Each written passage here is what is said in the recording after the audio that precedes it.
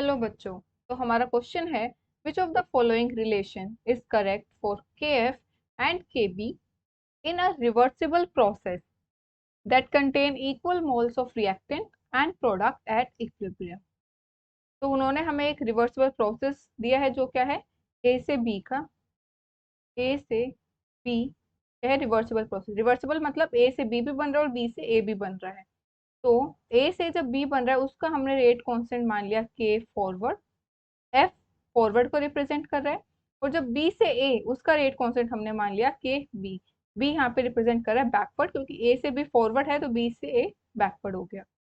तो और दूसरे यहाँ पे एक टर्म क्या गिवन है, इक्विलिब्रियम। तो इक्विलिब्रियम क्या होता है, इक्विलिब्रियम पे रिवर्सिबल प्रोसेस में जो rate of formation of A और rate of formation of B equal हो जाते हैं। आप इसको दूसरे तरीके से ये भी बोल सकते हो कि rate of forward reaction is equals to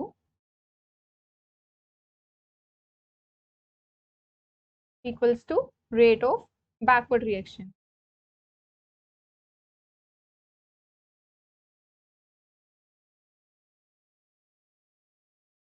ठीक है। और हम और अकॉर्डिंग टू रेट लो क्या होता है,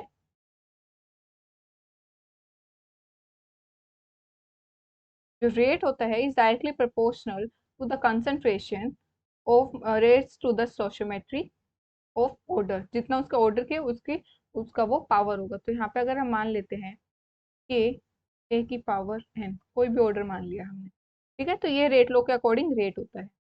यहाँ पे के क्या होगा, के rate constant, A concentration of reactant, reactant की कंसंट्रेशन की बात होती है। और एन जो होता है वो हमारा वो क्या होता है, ऑर्डर होता है। तो अगर आपको रेट लो पढ़ना है तो आप एनसीईआरटी का पेज नंबर 98 को रेफर कर सकते हो। इन द प्रीवियस बुक, जो पुरानी बुक्स आते थे ना उनमें आप रेफर कर सकते हो पेज नंबर 98 पे। और अगर हम यहाँ पे देखें कि हमें तो रेट ऑफ फॉरवर्ड और रेट ऑफ बैकवर्ड निकालना है, तो रेट ऑफ फॉरवर्ड क्या हो जाएगा, फॉरवर्ड रिएक्शन के लिए रेट हो जाएगा के फॉरवर्ड। ठीक है। रिएक्टेंट क्या होगा, उसके लिए ए होगा, तो वो हो जाएगा ए टू द पावर एन। ये होगा हमारे फॉरवर्ड के लिए। और अगर हम यही लिखना चाहें रेट ऑफ बैकवर्ड के लिए, क्या होगा, rate of backward reaction is equals to में के बी, बैकवर्ड को रिप्रेजेंट कर रहा है। और जब रिएक्शन उल्टी जा रही है तो हमारा रिएक्टेंट क्या होगा, बी होगा, बी कंज्यूम होकर हमें ए दे रहा है, तो यहाँ पे क्या होगा, रिएक्टेंट बी होगा, इसलिए हमने बी की कंसेंट्रेशन लिखी है। और अब क्या हो जाता है, rate of forward is equals to में rate of backward reaction equilibrium पे। इन दोनों वैल्यूज को हम यहाँ पे पुट कर देंगे, वो क्या हो जाएगा, के एफ ए की power n A B power n. अब क्वेश्चन में एक और चीज गिवन है, क्या, equal moles of reactant and product. मतलब ए और बी के इक्वल मोल्स प्रेजेंट है इक्विलिब्रियम पे।